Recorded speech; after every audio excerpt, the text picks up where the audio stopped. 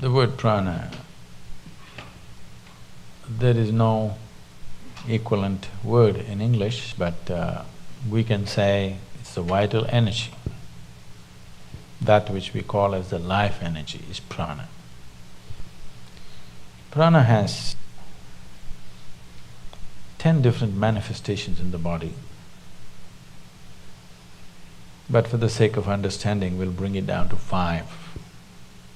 These 5 are referred to as 5 vayus or panchavayus. This is pranavayu, samanavayu, udhanavayu, apana and vyana. They're in charge of different dimensions of what happens in this human mechanism. This is an endless subject if I speak like this. I'm just trying to abridge it in a sensible manner. Taking charge of this. Yama means to control or to take charge. Pranayama means a method with which you want to take charge these panchavayus. Because how your body functions, how your mind functions, how the whole physiological framework, this human mechanism, how it functions, is determined by this energy. This is an energy, it is an intelligent energy in the sense it carries a certain amount of memory. The karmic memory of the individual person is imprinted on this energy, so in each person, the prana functions in a different manner. It is unique to each individual. It is not like… it is like electricity. Electricity is not smart. It can light up the the light bulb, it can run the camera, it can, run the air conditioning, it can do million things, but not because of its intelligence. It does the same thing, always. Because of a particular device, a certain thing happens. But now I'm talking about, this will happen in future, that you may have smart electricity.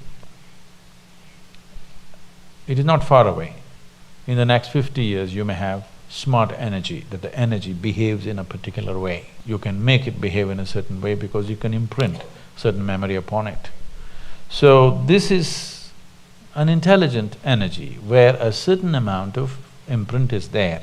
Because of that, it functions in a specific manner in an individual person.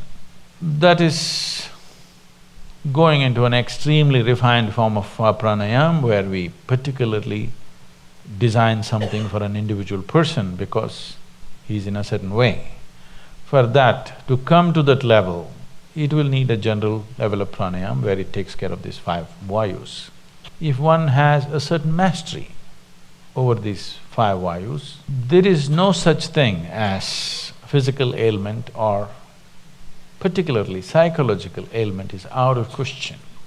If somebody takes charge of their prana, whatever may be the external atmosphere, whatever influences in terms of reverberations, waves, emotions, other kinds of pressures, doesn't matter what, psychological balance is 100% guaranteed for a person who takes charge of his prana, always. When I say balance, maybe most of you won't be medically considered imbalanced, but a whole lot of people are psychologically imbalanced. Suppose you have a hand. Suppose this hand simply pops up right now. It pokes into your eyes and it scratches you and beats you.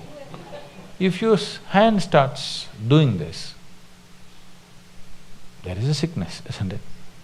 At least your hand is sick. Let me not blame the whole person.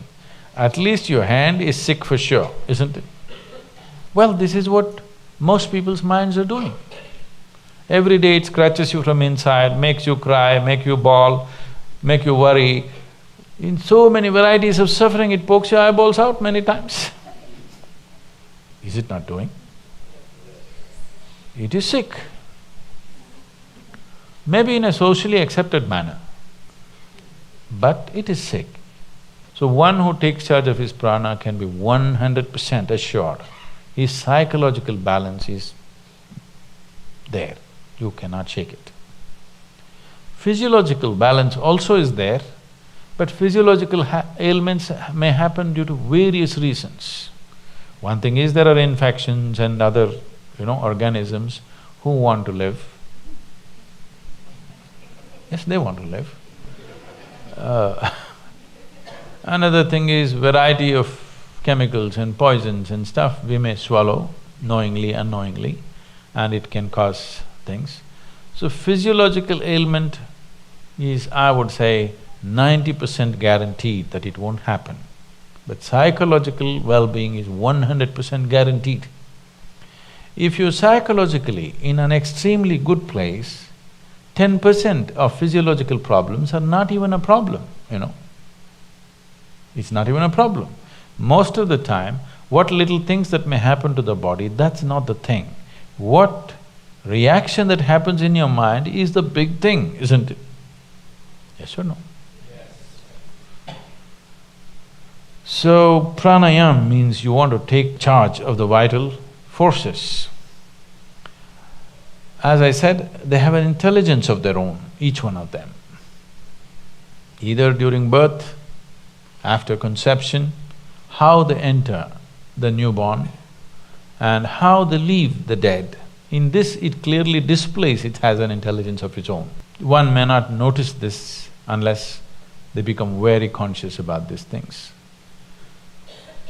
It's a world by itself, if you ask me. It takes a certain level of attention. The word attention may not go deep enough. I'm using the word attention because the other words are horribly corrupted. Awareness and this and that are badly corrupted. So I'm using the word attention, but the word attention is not suggesting what is needed. Just mental alertness is not enough. It has to become really attentive. If you make yourself like that, you know how these five are functioning.